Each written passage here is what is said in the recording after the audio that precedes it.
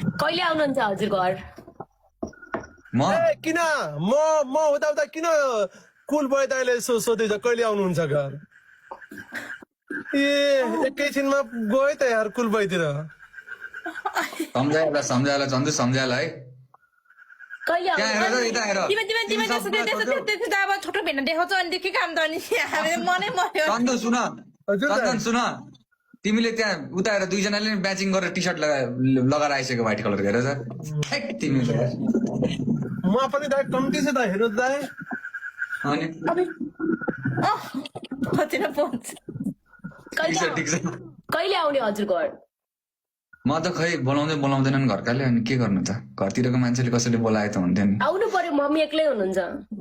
त्यही त आउनु पर्ला त सोचिरहेको थिएँ तर घरतिरको मान्छेले नि बोलाएनन् कि सतेरातिरको मान्छेहरू छन् नि त कसैले पनि आउनु पर्यो हजुर घरतिर भनेर बोलाउँदैनन् के गर्नु त गाह्रो छ बरु चितवनतिरकाले बोलाए चितवनतिरकाले आउनुहोस् भनेर भने होइन आफ्नै उतातिर गिफ्ट पनि बोलाएन दिन्छौँ हामी गिफ्ट पनि दिन्छौँ भन्ने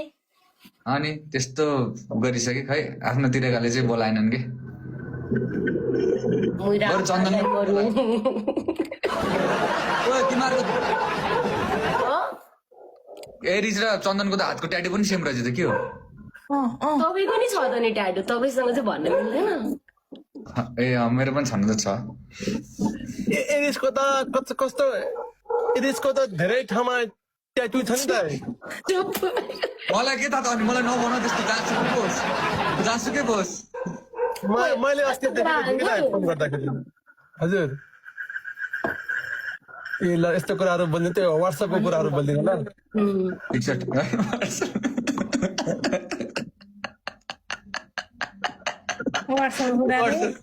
यो व्हाट्सएपको कुरा भनेको चाहिँ के हो भन न के हो यो व्हाट्सएपको कुरा चाहिँ व्हाट्सएपमा अब धेरै कुराहरू हुन्छ नि त माया प्रेमको कुराहरू उताउति कुराहरू भइहाल्छ नि त है त्यति त्यस्तो नगर माया तिम्रो त अस्ति भर्खर बिहे भएको होइन के छोडपत्र भइसक्यो हजुर दाइ दुईटा बुढीले छोडिदियो दाइ के गर्नु दाइ अब भुटिनेको पछि लागेको छु दाइ म